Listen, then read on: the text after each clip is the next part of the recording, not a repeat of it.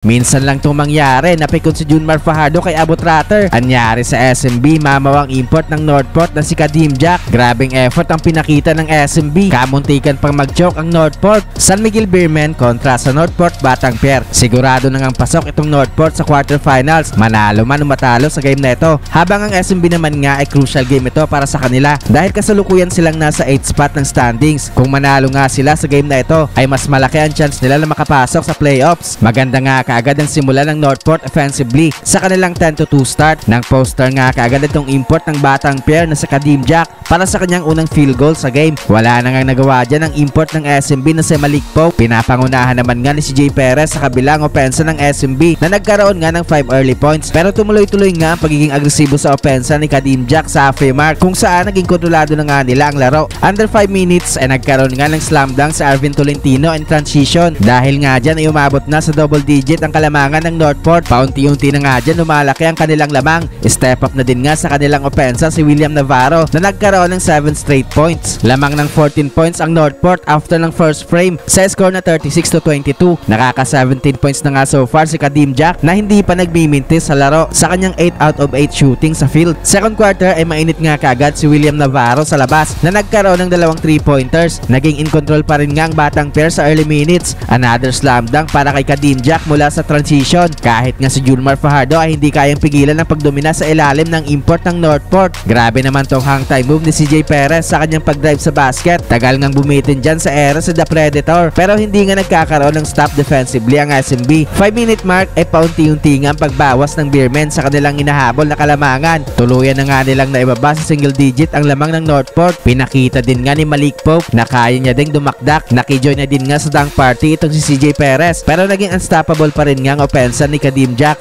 Agad nga nagkakaroon ng counter ang Batang Pier sa mga small runs ng San Miguel. Nakapagpabaon pa ng 2-3 ang Northport bago matapos ang quarter mula kay Navarro at Evanelli. Biglang lobo na nga sa 17 points sa kanilang kalamangan sa halftime sa score na 69-52. Third quarter ay tumuloy-tuloy nga itong mainit na shooting sa labas na Evanelli na agad nagkaroon ng 3-pointers sa early minutes. Umabot na nga dyan sa 20 points ang lamang ng Northport. Gandang behind the back pass ni Nelly papunta kay Arvin Tolentino running towards the basket. Na-maintain nga ng Batang Pier ang kanilang malaking kalamangan. Patawa-tawa na lang nga si Tolentino kung saan tambak malala na nga ang sinasabi nilang powerhouse team sa PBA. Grabing effort na nga pinapakita dito ng 8-time MVP na si Junmar Fajardo. Nag-dive sa loose ball pero minsan lang nga natin tong makita kay Abay kung saan napikon nga ito kay Abot Ratter na nakaagawan niya sa bola. Kitang-kita nga dyan ang frustration na Junmar. Natapos ang third frame sa score na 91-74. 17-point lead para sa Northport. Pero bago tayo magpatuloy sa ating video, ay gusto niyo bang magkaroon ng instant cash gamit lang ang inyong cellphone sa pamamagitan ng pag-invest online? Ano pang hinihintay nyo? I-download nyo na ang aking paboritong trading platform na Pocket Broker sa Google Play Store. Meron na nga silang mahigit 10 million downloads at karamihan nga ng kanilang mga reviews ay 5-star. Ang Pocket Broker nga ay isang legit na trading platform na nagbibigay daan sa mga users para tulungan sila na mag-invest online. Ito nga ay turuan ko kayo ng 3 simple steps kung paano kumita dito ng $100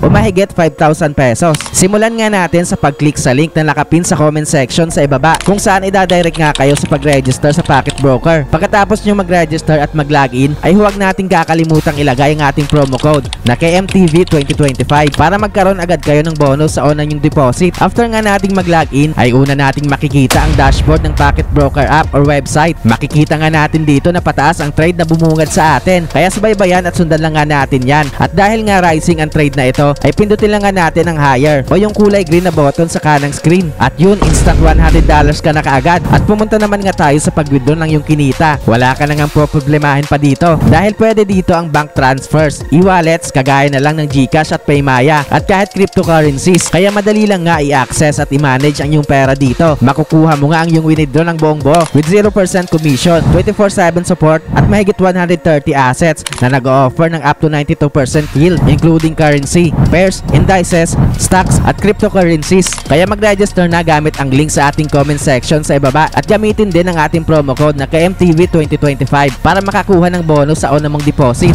Fourth and final quarter ay kailangan na nga dito maging all out ng SMB dahil malaki-laki nga ang kanilang hahabulin. Maganda nga itong simula ng San Miguel sa early minutes kung saan nagkaroon nga sila ng back-to-back 3-pointers mula kay Andres Cahilig at Wami Chongson. Baba na lang nga sa 12 points ang kanilang hinahabol. Tumuloy-tuloy nga ang run ng Beermen kung saan with under 9 minutes ay naibaba na nila sa single digit ang lamang ng Batang Pair. 5-minute mark ay baba na lang nga sa 5 puntos ang hinahabol ng San Miguel after ng naging basket ni Mota Otua. Naging agresibo na din nga ulit sa opensa at maging sa depensa si CJ Perez kaya tuluyan na nga nilang naibaba sa 1 puntos ang lamang ng Northport sa naging back-to-back basket ni Perez sa 3-minute mark. 2-minute mark ay nagkaroon ng 3-point play si Junmar Fajardo para itabla ang score sa 101 pero agad naman nga yung sinagot sa kabila ni Kadim Jack sa kanyang naging mid-range jumper. With 26 seconds ay nabigyan nga ng 2 free throw si CJ Perez kung saan pareho nga niya itong naipasok. Lamang na nga ng 1 puntos ang SMB pero agad din naman ngang nabawi ng Northport ang kalamangan kung saan nagkaroon nga ng basket si Kadim Jack. Sa last possession ng SMB ay hindi na sila nagkaroon pa ng basket